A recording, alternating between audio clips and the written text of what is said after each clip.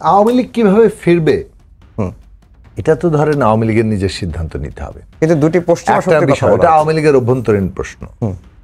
কিন্তু প্রথম প্রশ্ন হচ্ছে যে দল হিসেবে আওয়ামী লীগের যে দায় সেটা আছে কিনা সেটা আদালত বিচার করবে। আদালতে সেখানে যদি তারা মানে রেহাই পায় তাহলে একরকম হবে। আদালত যদি তাদেরকে মনে করে যে না দল হিসেবে দায় আছে তাহলে তাদেরকে যে অনুযায়ী ব্যবস্থা নেবে সেই অনুযায়ী আওয়ামী লীগের ভবিষ্যৎ ঠিক হবে। কিন্তু তারপরেও তো সময় থাকে, মানে আপনি তো মানে একটা সবকিছুর একটা এখন আওয়ামী লীগ সেই পরিস্থিতি মোকাবেলা করে তার দলকে কিভাবে পুনর্গঠন করবে এই পুরো প্রক্রিয়াটি একদিকে আওয়ামী লীগের অভ্যন্তরীণ ব্যাপার। ভোট অফ ডিসেন্ট দিয়ে দলগুলো তো তাদের মতামত দিচ্ছেই সামনে। তো আগামীতে মানুষ যাকে বেছে নেয়, যারটা মানুষের ভালো মনে হয়, মানুষ যদি মনে করে পিআর পদ্ধতিতে বাংলাদেশ চলা উচিত তাহলে মানুষ জামাতে ইসলামীকে ভোট দেবে, কারণ তাদের ইলেকশন ম্যানিফেস্টোতে পিআর থাকবে। মানুষ যদি মনে করে না পিআর না ফার্স্ট পাস দ্য পোস্টে যাবে, তারা বিএনপি বা অন্যান্য যে দলগুলো ফার্স্ট পাস দ্য পোস্টের সঙ্গে আছে তাদেরকে ভোট দেবে।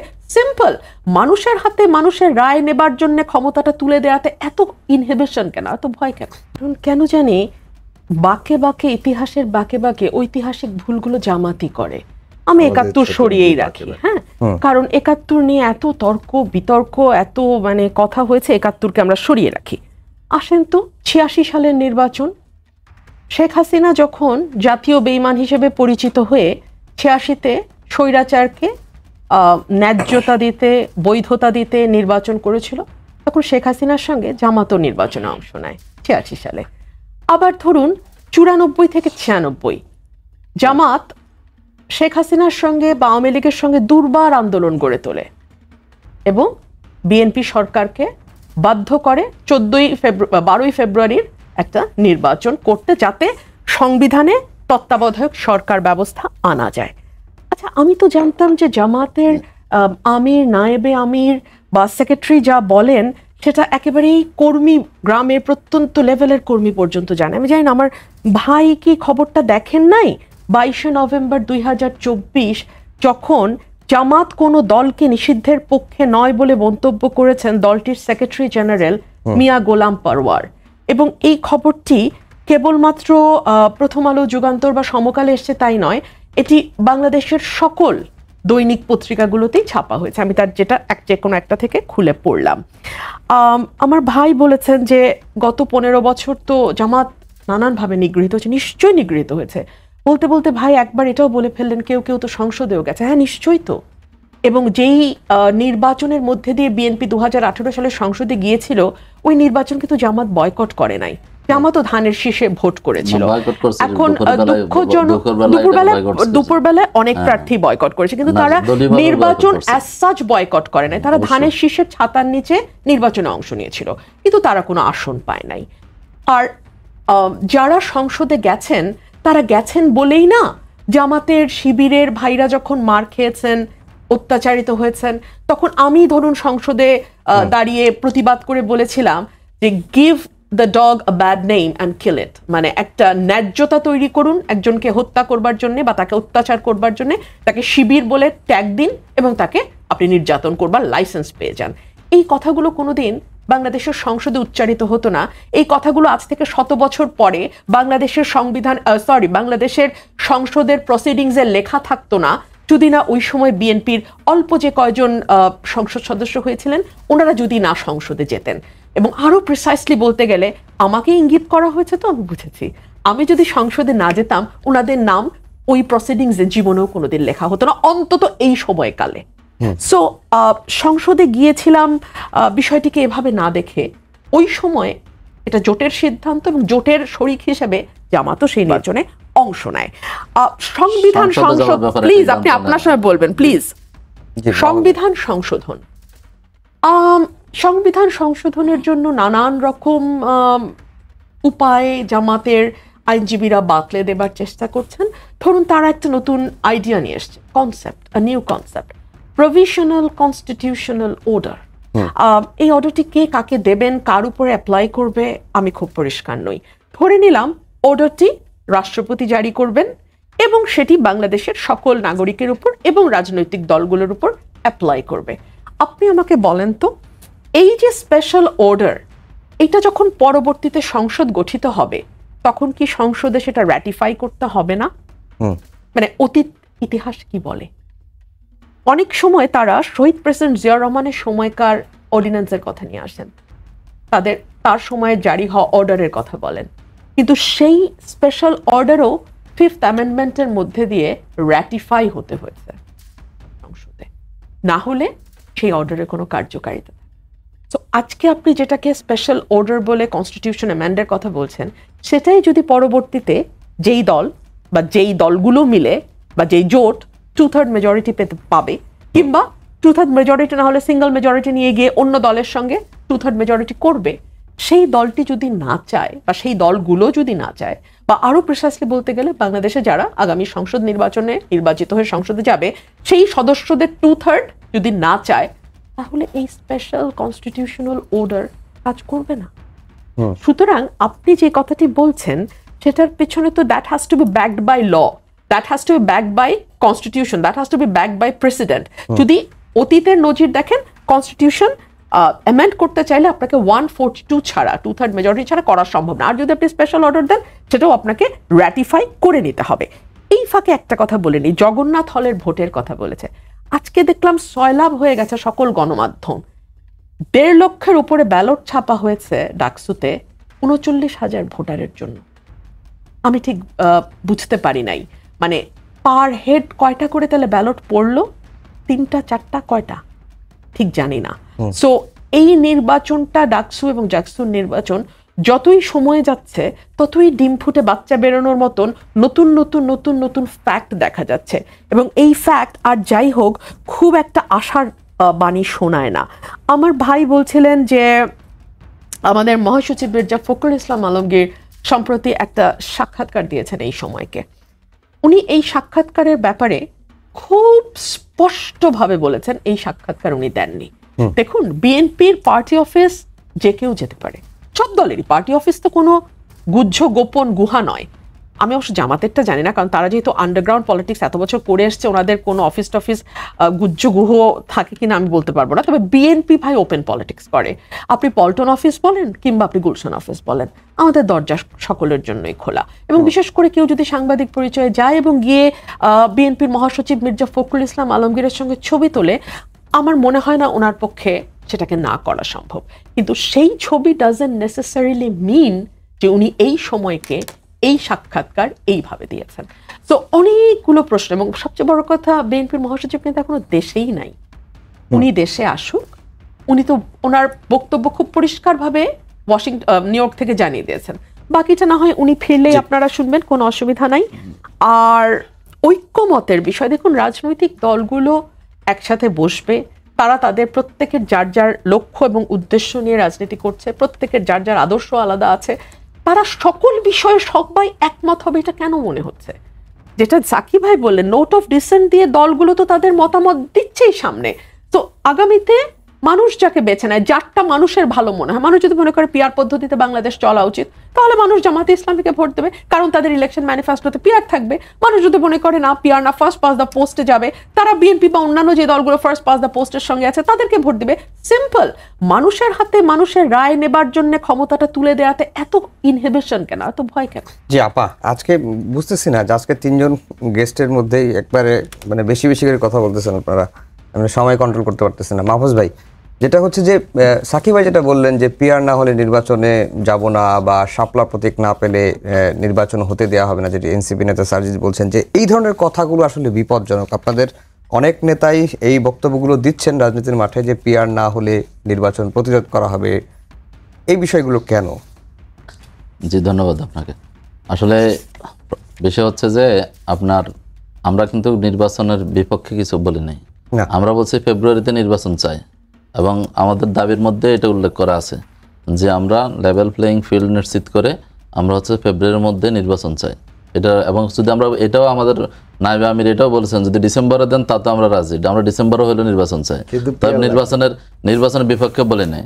আর মেজর বিষয় সাকিব ভাই নিজেই বলেছেন যে যখন ইয়াতে আপনার যে ঐক্যমত্য কমিশনে আলোচনা হলো যে আপনার উচ্চকক্ষে পিআর, সেটার ব্যাপারে মোটামুটি 27টা দল একমত, কিন্তু বিএনপি মানবে না।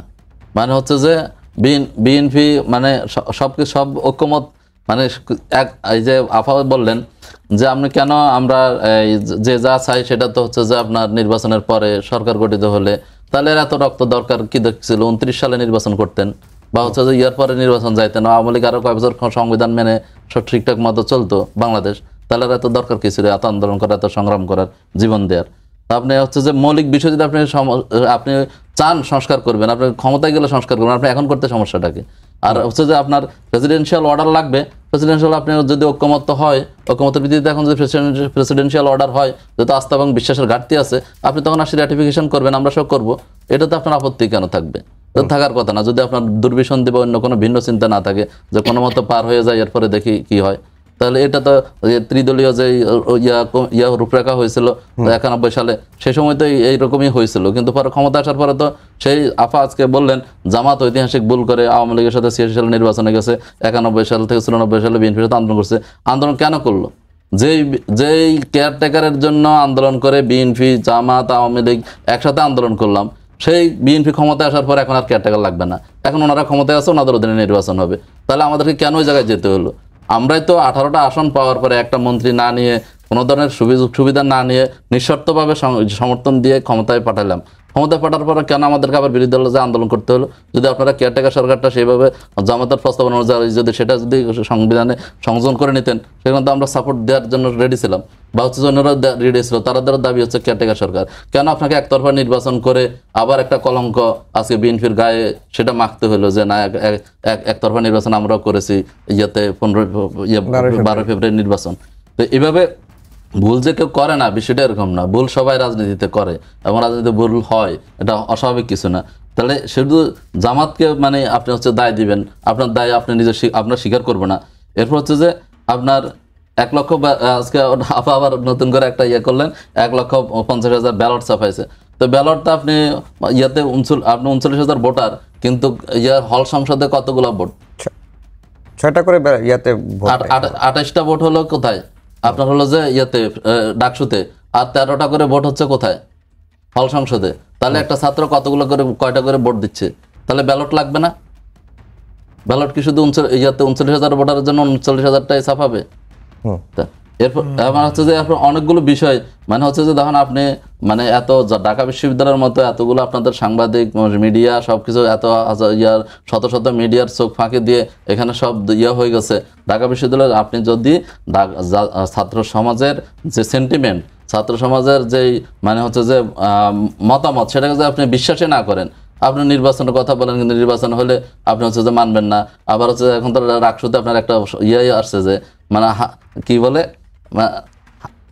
মানে নির্বাচন চায় না, হেরে যাবো তাই মানে নির্বাচন চায় না, এরকম একটা স্লোগান ওখানে খুব জনপ্রিয় হয়ে উঠছে যে, কিন্তু সে কথা তার বলতে পারে না, মানে আমি হচ্ছে নির্বাচন চাই না কারণ হচ্ছে আমি হেরে যাবো, অথবা আমি নির্বাচন চাই জাতীয় নির্বাচন, আর কোনো নির্বাচন চাই না, স্থানীয় সরকার চাই না, ডাকসু চাই না, রাকসু চাই না, কোনো জায়গায় যেখানে হেরে যাওয়ার সম্ভাবনা আছে সেখানে চাই না, যেখানে জিতবো সম্মান করে কোনোভাবে নিয়ে যেতে পারবো সেটাতে চাই। তো সেটা তো আর কোনো নির্বাচন না, সেটা তো আপনাকে নিজে মানে যে দিনের ভোট রাতে হওয়ার মতো, বা হচ্ছে ভোট হওয়ার আগে আমাদের অনেকে ঘোষণা দিয়ে দিচ্ছেন যে সরকার গঠন করে ফেলতেছেন, বা কেন্দ্রে কেউ আসলে হাত ভেঙে দেওয়া হবে, জিব্বা কেটে ফেলা হবে। তো এরকম নির্বাচন তো চাইলে তো আধিপত্যবাদ ওরকমই হবে। সরকার গঠন তো আপনারা করছেন, বিএনপি বিরোধীদের আছে, এটাও আপনাদের নেতারা বলছে। যাই হোক, আমরা একেবারে শেষের দিকে চলে আসছি। সাকি ভাই, আজকে মানব জমিন পত্রিকা একটা রিপোর্ট দেখলাম, যে রিপোর্টটা কে করেছেন সেই নামগুলো যে উল্লেখ করা হয় না, রিপোর্টের ছিল এরকম যে হাসিনার ফেরা, আওয়ামী লীগের ভবিষ্যৎ রাজনীতি, এরকম। সেখানে বলা হচ্ছে যে শেখ হাসিনাকে বাদ দিয়ে আওয়ামী লীগকে দাঁড় করানোর 2টি প্রস্তাব দেওয়া হয়েছে। 2টি পশ্চিমা শক্তি অতি সম্প্রতি এই প্রস্তাবটি দেওয়া হয়েছে, এটা নিয়ে আলোচনা হচ্ছে যে এই 2টি প্রস্তাব যদি তারা চেষ্টা করেন তাহলে এইভাবে কি আওয়ামী লীগকে ফেরানো সম্ভব? আওয়ামী লীগ কিভাবে ফিরবে এটা তো ধরেন আওয়ামী লীগের নিজের সিদ্ধান্ত নিতে হবে, কিন্তু 2টি পশ্চিমা শক্তির কথা বলা, এটা আওয়ামী লীগের অভ্যন্তরীণ প্রশ্ন। কিন্তু প্রথম প্রশ্ন হচ্ছে যে দল হিসেবে আওয়ামী লীগের যে দায় সেটা আছে কিনা সেটা আদালত বিচার করবে। আদালত সেখানে যদি তারা মানে রেহাই পায় তাহলে একরকম হবে, আদালত যদি তাদেরকে মনে করে যে না দল হিসেবে দায় আছে তাহলে তাদেরকে যে অনুযায়ী ব্যবস্থা নেবে সেই অনুযায়ী আওয়ামী লীগের ভবিষ্যৎ ঠিক হবে। কিন্তু তারপরেও তো সময় থাকে, মানে আপনি তো মানে একটা সবকিছুর একটা, এখন আওয়ামী লীগ সেই পরিস্থিতি মোকাবেলা করে তার দলকে কিভাবে পুনর্গঠন করবে এই পুরো প্রক্রিয়াটি একদিকে আওয়ামী লীগের অভ্যন্তরীণ ব্যাপার। তবে জনগণ যেটা দেখতে চায় সেটা হচ্ছে যে একটা ন্যায় বিচার প্রতিষ্ঠিত হয়েছে কিনা। ন্যায় বিচার ইন দ্যাট সেন্স যে আপনি এইরকম একটা হত্যাযজ্ঞ চালিয়ে শুধু ব্যক্তি হিসেবে না, মানে দলকেও তো সেই জায়গায় নিয়েছেন আপনি। এইটা আসলে মানুষের কাছে মানে এইখানে যদি ন্যায় বিচার প্রতিষ্ঠা না হয়, রাষ্ট্র কিন্তু তখন এরকম জিনিস হয়ে যাবে, যে ক্ষমতায় যাবে পুরোটারে পকেটে ঢুকায়া তারপর মানুষ মারো, এটাই একটা জায়গা দাঁড়িয়ে যাবে। এইটা কোনোভাবে অ্যাকসেপ্টেবল হতে পারে না। তো সুতরাং সেই জায়গা থেকে একটা প্রশ্ন আছে। এখন আওয়ামী লীগের গ্রহণযোগ্যতা, আওয়ামী লীগ যদি ধরেন একটা হচ্ছে পলিটিক্যাল পরিস্থিতি মোকাবেলা করলো, আইন মোকাবেলা করলো, তারপর হচ্ছে জনগণের মধ্যে নিজের গ্রহণযোগ্যতার জন্য কি কি করবে, যেটা জেনুইন, যেটা মানুষ মনে করে যে যাদের মধ্যে ন্যূনতম কোনো রিমোর্স নাই, ন্যূনতম কোনো রিপেন্টেন্স নাই, অনুশোচনার নাই, উল্টো তারা এটাকে পুরোটাকে একটা ন্যারেটিভে দাঁড় করাচ্ছে। যে ন্যারেটিভটা হচ্ছে এইটা যে এটা একটা মানে কি বলে যে নিজেরা নিজেরাই মানে সব মানুষ টানুষ মেরে তারপর তারাই ক্ষমতা নিয়ে নিয়েছে ইত্যাদি ইত্যাদি। এবং জামাতের তো একটা পুরনো বিএনপি আওয়ামী লীগের তো একটা পুরনো আছে, একটা গ্র্যান্ড ন্যারেটিভ আছে। শেষ করি এটা যে আমরা ক্ষমতা না থাকলে জামাত ইসলামী দখল হয়ে যাবে, এটা বলে তো ধরেন একটা করেছে। এখন কিন্তু তারা ওই ন্যারেটিভটা আবার প্রতিষ্ঠা করতে চায়। এটা একটা আমার মনে রাখা দরকার যে দেখো আমরা আসি রে, জামাত ক্ষমতায় চলে আসলো। এটা একটা মানে কি বলে যে নিজেরা নিজেরাই মানে সব মানুষ টানুষ মেরে তারপর তারাই ক্ষমতা নিয়ে নিয়েছে ইত্যাদি ইত্যাদি। এবং জামাতের তো একটা পুরনো বিএনপি আওয়ামী লীগের তো একটা পুরনো আছে, একটা গ্র্যান্ড ন্যারেটিভ আছে। শেষ করি এটা যে আমরা ক্ষমতা না থাকলে জামাত ইসলামী দখল হয়ে যাবে। এই ন্যারেটিভ প্রতিষ্ঠার মধ্যে দিয়ে সে তার নিজের আশাটাকে আবার জাস্টিফাই করতে চায়। আই এম নট সেইং যে আওয়ামী লীগের লোকরা জামাতে ভোট দিচ্ছে কি দিচ্ছে না, বাট আমি কিন্তু এই গ্র্যান্ড ন্যারেটিভের বিরুদ্ধে আমরা মানে 10 বছর ধরে লড়াই করেছি 14 সাল থেকে, এবং এইটা আমরা এখনো দেখতে পাচ্ছি যে ওই একই ন্যারেটিভে সে দাঁড়ায় আছে। তো সুতরাং এইটুকু বলবো যে আপনারা এমন কিছু করবেন না, এই যে আপনারা মিডিয়া সরকার সব মিলে যে 3 পার্টিরে বাংলাদেশ বানিয়েছেন, বেছে নাও, 4টা আওয়ামী লীগ রেখেছেন মাঝে মাঝে, এই বেছে নাওদেরকে আমরা আহ্বান জানাবো এমন কিছু করবেন না যাতে জনগণের যে অভ্যুত্থান অর্জন এটা কোনোভাবে ক্ষতিগ্রস্ত হয়। বিশেষভাবে আমরা ন্যূনতম জাতীয় ঐক্যমত্য পার করে এই রাজনৈতিক গণতান্ত্রিক উত্তরণটা আমাদের জাতীয় জীবনে এখন 1 মিনিট সময় আছে। 1 মিনিট ঠিক আছে। আমার ভাই বলছিলেন আন্দোলনের দরকার কি ছিল। আন্দোলনটা যদি না হতো তাহলে আজকে যে ভোটের কথাটা আমরা বলছি, মানুষের রায়ের কথা বলছি, এই দিনটাই আমরা দেখতে পেতাম না। আর পিসিওর কথা মানে প্রভিশনাল কনস্টিটিউশনাল অর্ডারের কথা বলা হচ্ছে যে আস্থা বিশ্বাসের ঘাটতি আছে, সো এখনই আমাদের এই অর্ডারটা জারি করতে হবে। আচ্ছা ধরুন এটা ভবিষ্যতে যারা সংসদে যাবে, আস্থা বিশ্বাসের ঘাটতি আছে, তারা বিশ্বাস ভঙ্গ করলো এবং তারা সেটাকে র্যাটিফাই করলো না, সেটা কিন্তু আর কখনোই কনস্টিটিউশনের পার্ট হবে না। আজকে এক্স্যাক্টলি আজকে যদি আমরা ঐক্যমতে পৌঁছে পরবর্তীতে সেটা কেউ না করে, এই বিষয়গুলোতে দলগুলো ঐক্যমতে পৌঁছেছে সেগুলো যদি পরবর্তীতে যেই যাক সে যদি সেই প্রতিপালন না করে, তাহলে তো ওই যে উনি যে কথা বলেন আন্দোলন, সেটা তো হবেই। সেটা তো আর এখন সেটা কোনো আইন কানুন দিয়ে তো সেটা বন্ধ করা যাবে না।